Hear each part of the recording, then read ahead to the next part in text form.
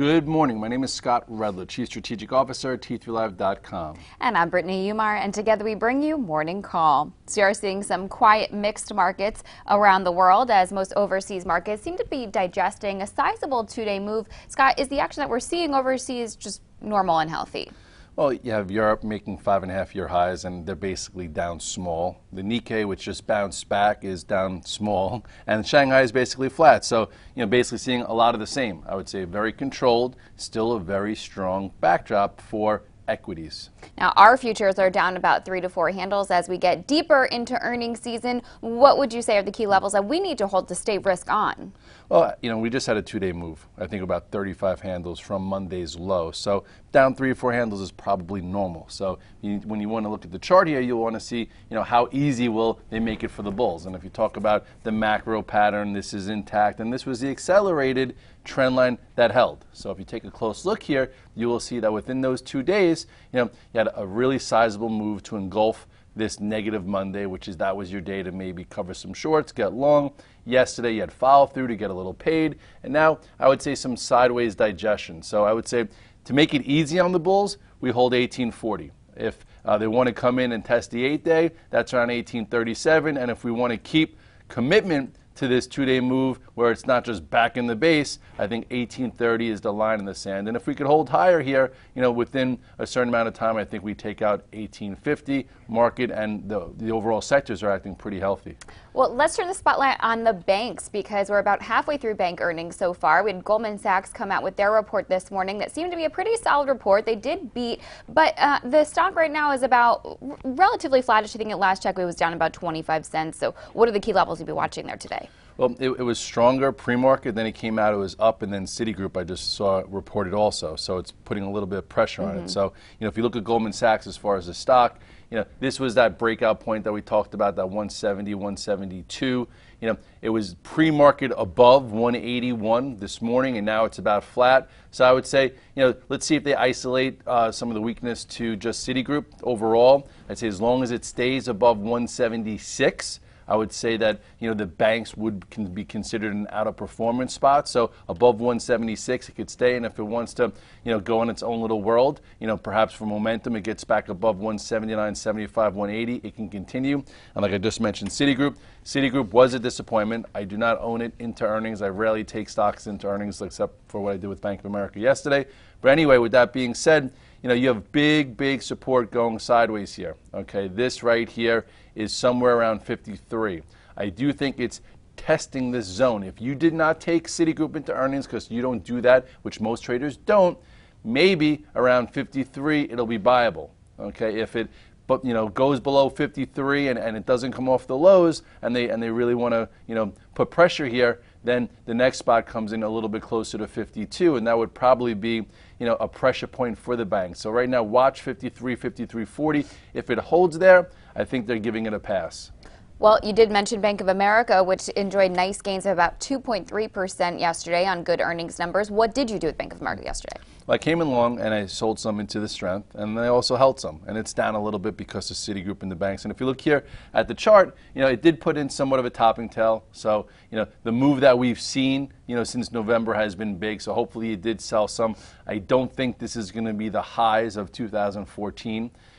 Perhaps it needs to digest. So, with the weakness from Citi, perhaps, it'll be viable for you if you sold some yesterday. So right here, I would say I'd like to see some of this gap hold. So, they might press a little bit below 17. So use yesterday's low as your pivot, 17.11. If it goes down to just say 16.95, comes back above it, stay with it and then see if it goes sideways. But if Citigroup breaks 53 and Goldman breaks that area, chances are this gap's going to get filled, and then you'll have to figure out how much longer the banks need to just hang out for.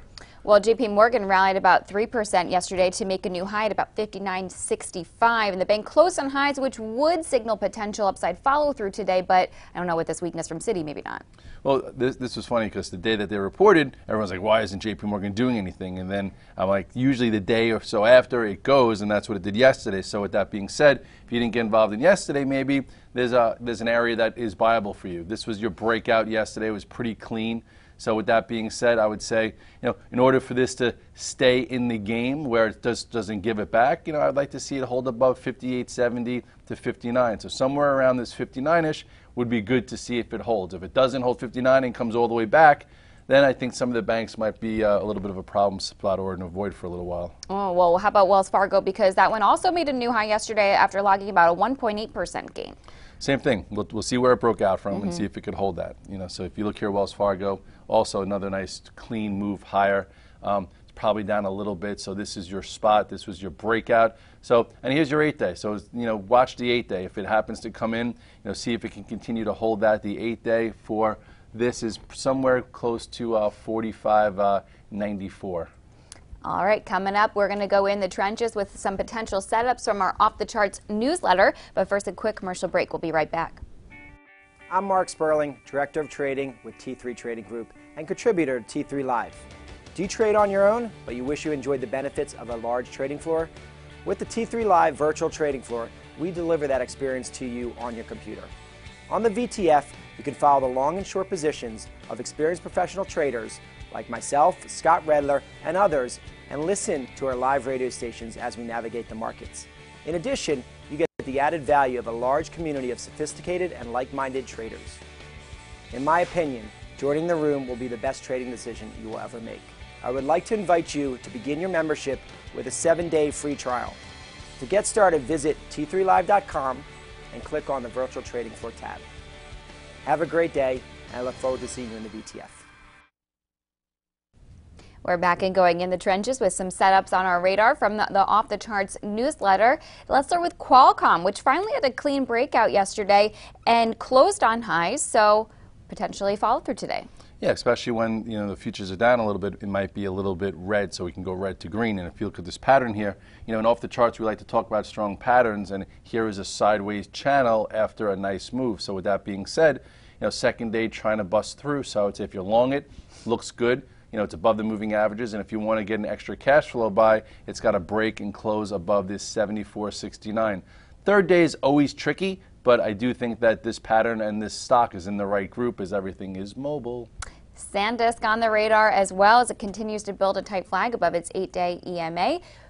Are you watching this one for a breakout? Yes, this group also is strong and it's in the right area. It just trades a little sloppy. So if you look at the chart pattern, you'll see last time you had a nice clean break was right around here when it broke above this 70, and it's been holding above it, flagging. So with that being said, with the tape a little red this morning, maybe it starts breaking above this 73.20. You nibble a little bit, and for it to break out, it's going to have to clear this 74. So a nice setup here to put on your radar for today.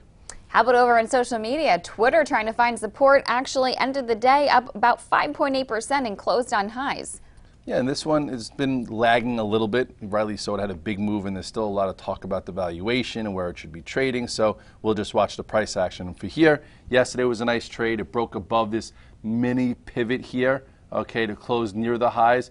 I think it's down a little bit this morning, so with that being said, perhaps it goes from red to green. So if it goes from red to green, you could buy it red, goes green. If it trades above yesterday's high of 61.75, perhaps you get another day or a day two to test the trend line here around 63, which will be some sizable resistance. So we'll see how it handles that.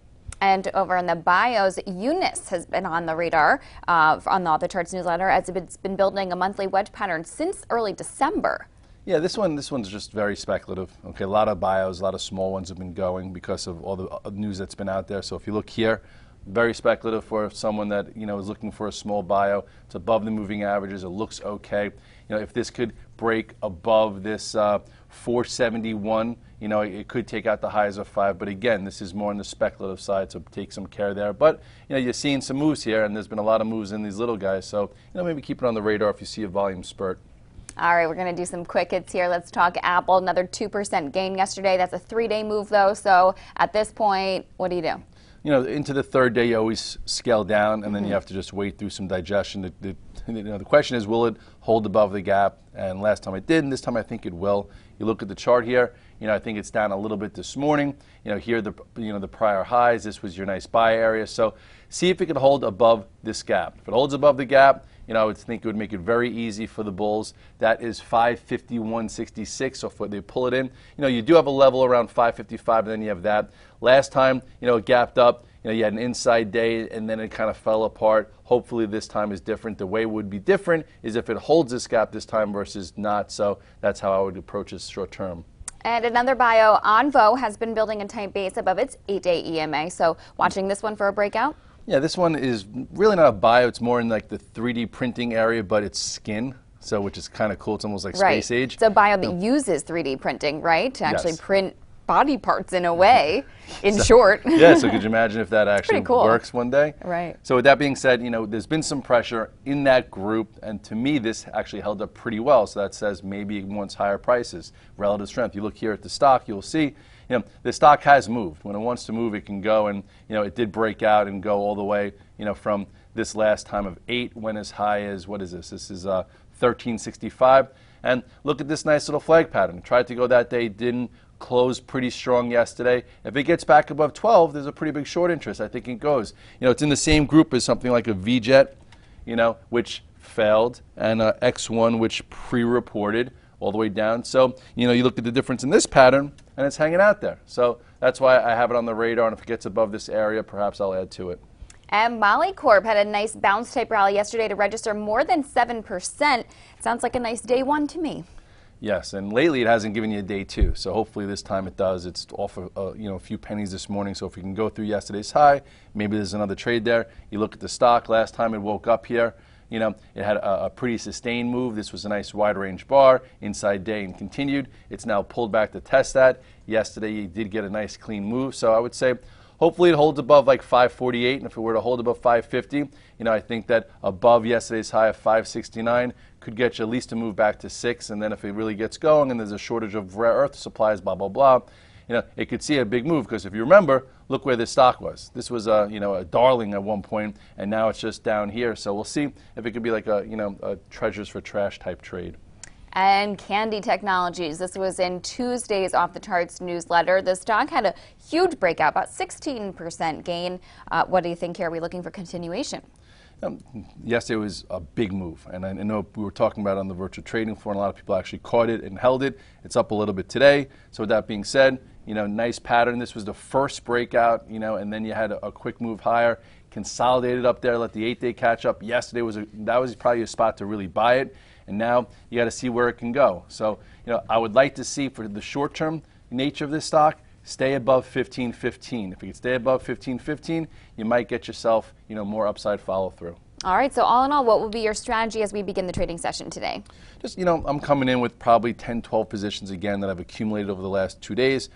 My size is different depending on where it is. I'm going to see what holds in there, what I could add to, what I need to kick to the curb, what new things come on the radar. And that's really what's been working. On the virtual trading floor, a lot of people are coming up with great ideas. And I know, I'm not in Solar City, but that was upgraded. There's some great action there. Tesla woke up. Apple just gave you a 3-day move. High beta has been mixed, but there's been opportunities across the board. So there's lots of trades going on, not just one way. So if you're flexible and you go long and you go short and you don't just have a certain idea on the brain, you know what? There's been movement and you can make some money. So with that being said, bullish-wise, I'd like to see the market hold at least above, to make it easier to hold above 1837 to 1840. And if that doesn't hold and we start pulling in a little bit further, 1832 is that line in the sand. All right, and that's your morning call for this Thursday. Happy trading. Have a great day.